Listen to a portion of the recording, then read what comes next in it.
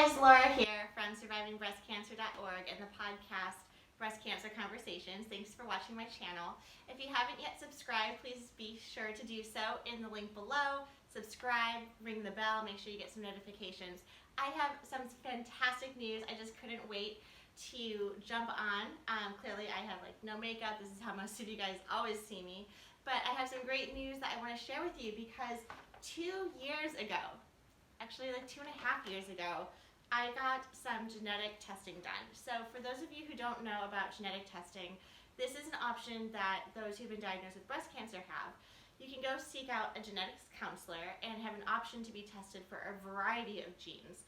Some people might only get tested for one gene. I personally got tested for 8 genes, and I think there's 18, 14, 18, 48, etc. There's so many numbers of genes you can be tested for. So it's really important before you go see a genetics counselor to also contact your insurance company to make sure that some of these genes and the testing actually is covered, because it is quite expensive. I think I paid about $1,000 out of pocket for 8 genes to be tested. But the panel that I got tested were the most prevalent in terms of being able to associate whether or not that my breast cancer was associated with a gene mutation. So the 8 genes that I got tested for were the ATM gene, Brca1, Brca2, CDH1, CHEK2, PEL2, P10, that's PETN, not the number, and then also PT53. 53 is the number.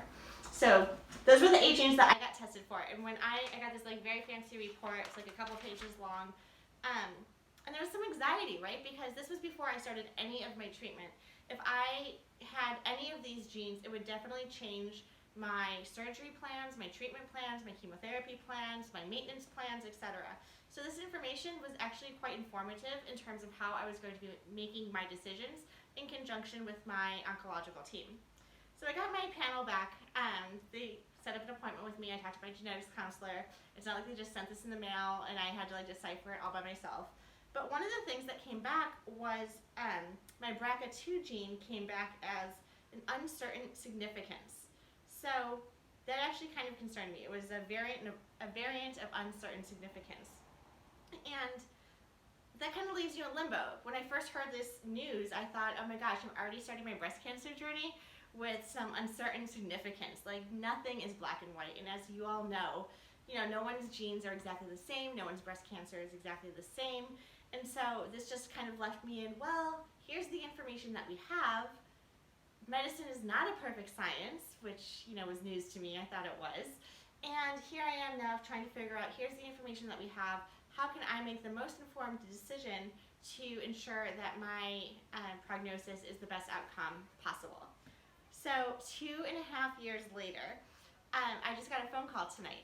So what's really interesting too, when you get your gene testing, so stay tuned, please make sure you watch this entire video to figure out how this ended up. But what's really important to also know is that when you get your genes tested, if you have something that comes back as a variant of unsignificant region, variant of uncertain significance, I don't know why I can't pronounce this one, VUS, it's the opposite of SUV. Anyway, it's really hard for me. Regardless, if you have this outcome, the chances are, depending on where you get your genes tested, the lab will actually keep track of this particular gene, and they are required to call you and notify you either by phone call and then also by mail if there's any changes to this data. So why my BRCA2 gene came back as a variant of uncertain significance is because there just wasn't enough data in terms of the numbers that were coming back in terms of my particular testing. And so there just wasn't enough data to know whether or not that this actually was a cause and a culprit of my breast cancer or not. So we didn't really know, but it didn't come back positive. So 2.5 years ago, I was super proactive and just saying, okay, it didn't come back positive, but it didn't come back 100% negative. We don't really know, but let's take an aggressive approach.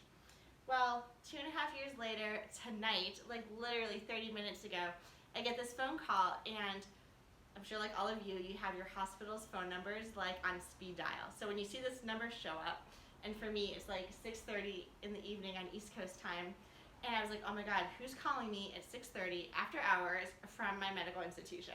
I was like, hello, who is this? I was totally nervous. She was like, Laura, I'm not sure if you remember me. This is Doctor. I'm going to leave the name out for, privacy reasons. And she was calling. I'm like, of course I remember you. I remember everything like it was yesterday. And she was like, do you have a minute? Is now a good time? And I rush into my bedroom. I have a file of all of my papers. It's so funny that, I haven't put them away. They're always at like arm's length reach. I know exactly where everything is, all of my results, all of my tests, all of my pathology reports, etc. I was like, hold on, let me get my paperwork. And as I'm digging through all my papers, I'm like, is this good news or bad news? Like, trying to stall, but at the same time brace myself for what she's going to be talking to me about. And she's like, no, it's good news. So the good news is that for me particularly, this gene came back as being likely benign. It's not negative, but likely benign, she says, is 90% chance that it is benign and that my breast cancer is not associated with any of the 8 genes that I had tested. So that's huge news. Like, there's no correlation between any gene mutation and my breast cancer. So I'm really happy and thrilled to know that that came back likely benign, and I use that, those are the words and terms that she used, likely benign.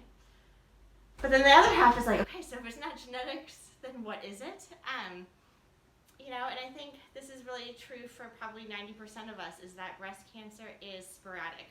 We don't know the cause, we don't know why it happened to us, and there's only so much that we can do, and we continue to do our investigation and our research and figure out, how we can come up not only with what is causing all of these cancers, but most importantly, how we can find a cure for these cancers.